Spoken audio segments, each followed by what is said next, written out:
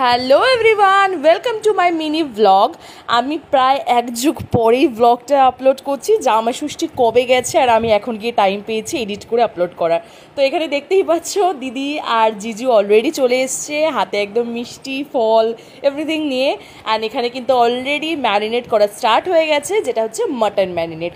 Yes, মা একদম সুন্দর করে মাটনটা ম্যারিনেট করছিল। তোমরাও কিন্তু প্রসেসটা দেখে না, যারা যারা চাইছো অবশ্যই কিন্তু বানাতে পারো, আর বানালে অবশ্যই কিন্তু আমাকে কমেন্টে জানাতে ভুলো না। তো এখানে সুন্দর করে মানে একদম ম্যারিনেট করা হয়ে গেল। তারপরে আমরা সেদিনকে করছিলাম হান্ডি মাটন বা মাটন চাম্পারন, যেটা করছিলাম আমরা লিটারেলি ছাদে। মানে কতটা পরিমাণে শখ থাকলে মানুষ ওই মানে টাকফাটা গরমে ওই ছাদের মধ্যে মাটন রান্না করতে পারে লিটারেলি। মানে তখন আমাদের মানে ঘেমে নিয়ে একাকার অবস্থা।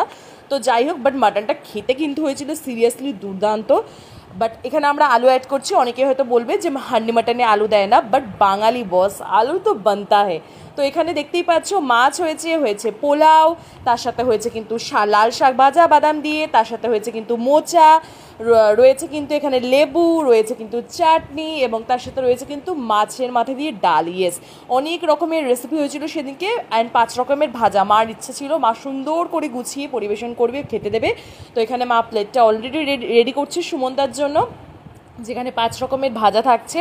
অ্যান্ড এখানে বাটিতে একদম কাঁসার বাটিতে, মানে বাঙালি বস, একদম কাঁসার বাটিতে কিন্তু সুন্দর করে করে প্রত্যেকটা রেসিপি, প্রত্যেকটা জিনিস মা গুছিয়ে দিচ্ছিল। আর এখানে প্রত্যেকটা রেসিপি এত ভালো হয়েছিল সেদিনকে।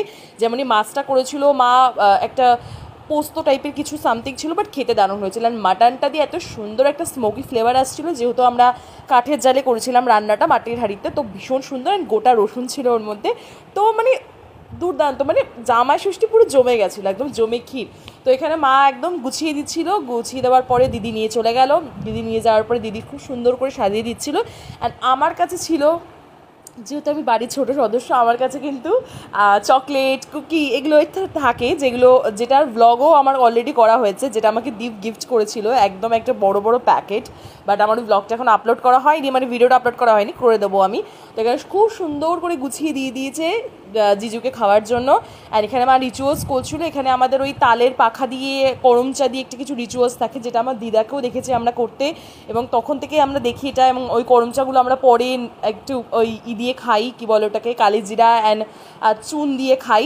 তো যাই হোক, এখানে মা গিফট দিয়ে দিল সুমনদাকে। সুমনদের শার্টটা খুব পছন্দ হয়েছে, শার্টটা বেসিক্যালি কিন্তু আমি পছন্দ করেছি। তো যাই হোক, শার্টটা দিয়ে দিল, এবং দিদিকে দিয়েছিল এই সুন্দর কুর্তিটা খুব সুন্দর পিওর কটনের উপর ছিল, এবং মাকে দিয়েছিল একদম দুর্দান্ত একটা সুন্দর সফট ঢাকাই জামদানি। কালারটা জাস্ট দেখো, ভীষণ সুন্দর ছিল জামদানি কালারটা।